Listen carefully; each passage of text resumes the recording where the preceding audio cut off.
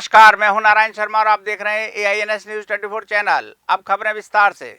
महासमुंद जिले में स्थित प्रसिद्ध खल्लारी माता के मंदिर में उस समय अफरा तफरी मच गई जब श्रद्धालुओं को पहाड़ी के ऊपर ले जाने वाले उड़न खटोले का तार टूट गया और वो भरभरा कर नीचे गिर गया। इस हादसे में 8 लोगों के हताहत होने की खबर है। वहीं एक महिला श्रद्धालु की मौत की भी खबर है। घटना की सूचना मिलते ही जिला और पुलिस प्रशासन ने तत्काल घायलों को इलाज के लिए जिला अस्पताल पहुंचाया और घटना के कारणों का पता लगाने में जुट गई। नवरात्रि में देवी स्थल पर हुई इस घटना पर मुख्यमंत्री विष्णुदेव साय ने दुख प्रकट किया और घटना के कारणों का पता लगाने के निर्देश दिए। हाँ, घटना तो दुखद है, लेकिन उसकी जांच होगी और कोई दोषीदार पाए जाएंगे तो उन पर कार्रवाई होगी।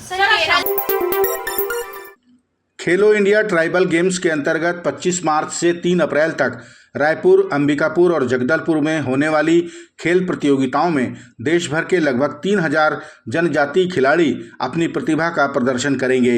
इस दौरान महिला और पुरुष वर्गों में हॉकी, फुटबॉल, कुश्ती, तैराकी, तीरंदाजी और वेट लिफ्टिंग जैसी प्रतियोगिताएं होंगी। इसी कड़ी में आज अरुणाचल प्रदेश के वेट लिफ्टरों का 14 सदस्यीय दल रायपुर पहुंचा। छत्तीसगढ़ विधानसभा में पारित हुए धर्म स्वातंत्र्य विधेयक को भारतीय जनता पार्टी के प्रदेश उपाध्यक्ष प्रबल प्रताप सिंह जूदेव ने ऐतिहासिक कहा। उन्होंने इस विधेयक को लाने के लिए प्रदेश के मुख्यमंत्री और गृह मंत्री को धन्यवाद दिया। प्रबल प्रताप जूदेव ने कहा कि धर्म स्वातंत्र्य विधेयक मेरे पूज्य पिताजी स्वर्गीय दिलीप सिंह जूदेव को सच्ची श्रद्धांजलि है, क्योंकि उन्होंने अपना सर्वत्र जीवन धर्मांतरण को रोकने और घर वापसी जैसे अभियानों में लगाया था। ये जो विधेयक पारित हुआ, इसके लिए मैं हमारे मुख्यमंत्री आदरणीय विष्णुदेव साय जी, हमारे उप मुख्यमंत्री आदरणीय विजय शर्मा जी और भारतीय जनता पार्टी सरकार को हृदय से आभार व्यक्त करता हूँ, क्योंकि उन्होंने ये ऐतिहासिक विधेयक पारित करके मेरे पूज्य पिताजी को सच्ची श्रद्धांजलि दी है। क्योंकि हमारे पिताजी ने आजीवन धर्मांतरण के विरुद्ध संघर्ष किया। लगभग 40 वर्षों से घर वापसी जैसे राष्ट्र निर्माण अभियान माध्यम से उन्होंने जो भटक गए थे, जो धर्मांतरित हो गए थे, उन्हें पुनः सनातन बनाने में उन्होंने अपना योगदान दिया वनवासी कल्याण आश्रम के साथ में। और ये जो विधेयक जो पारित हुआ उनको सच्ची श्रद्धांजलि है और इससे न सिर्फ जनजाति समाज बल्कि सर्व समाज को इसका बेनिफिट होगा। सांस्कृतिक विरासत सबकी रहेगी, क्षुण रहेगी। और मैं पुनः धन्यवाद देता हूं हमारे मुख्यमंत्री जी और हमारे गृह मंत्री विजय शर्मा जी। छत्तीसगढ़ के पूर्व मुख्यमंत्री भूपेश बघेल ने कहा कि छत्तीसगढ़ में लगातार अफीम की खेती के खुलासे हो रहे हैं, लेकिन ये सरकार के सघन जांच के नतीजे नहीं हैं। उन्होंने कहा कि इससे जो काला धन बन रहा था उसकी जांच होनी चाहिए। अभी ईडी सो रही है, लेकिन सरकार की तो आंखें खुली हैं। वो इस मामले को ईडी को कब सौंप रही है। लेकिन सबसे बड़ी बात यह है कि ये ईडी वाले सोए कैसे हुए हैं और फिर विष्णुदेव तो सुशासन है, इसमें zero tolerance.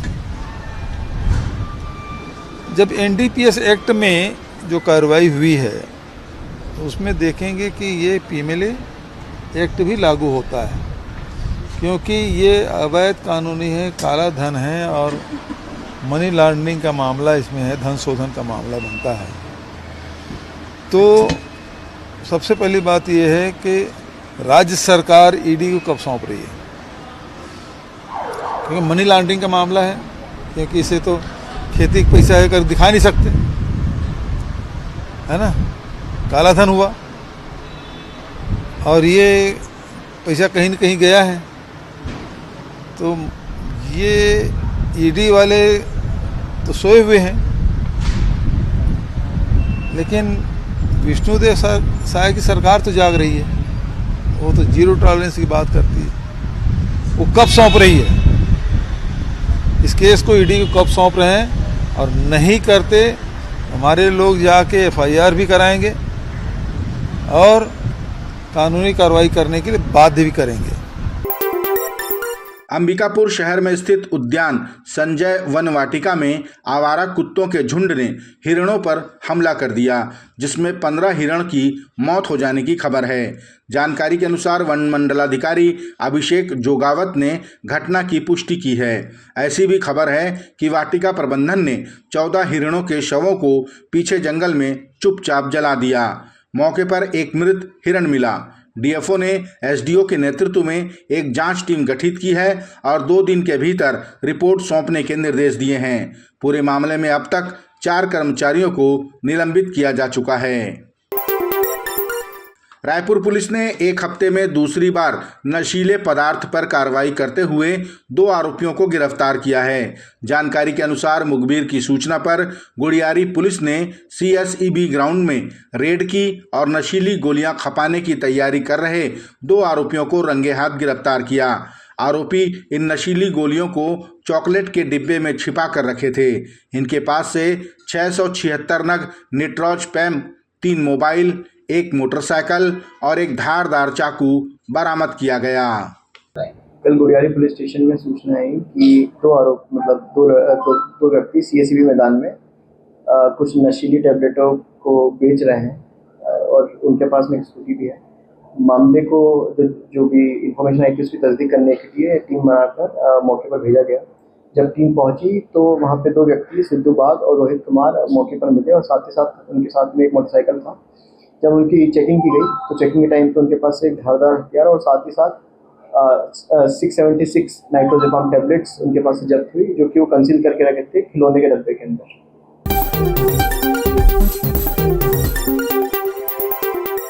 Bastar heritage marathon 2026 में उत्साह का अभूतपूर्व जन सैलाब उमड़ा। 9,800 से अधिक पंजीकृत धावकों ने भाग लेकर नया कीर्तिमान स्थापित किया। ये आयोजन केवल एक खेल प्रतियोगिता नहीं, बल्कि बस्तर के बदलते स्वरूप, बढ़ती शांति और शासन की पूना मार्गेम जैसी पुनर्वास नीतियों की सफलता का जीवंत प्रतीक बनकर उभरा। ये मैराथन जगदलपुर के लाल बाग से प्रारंभ होकर चित्रकोट जलप्रपात के समीप समाप्त हुई।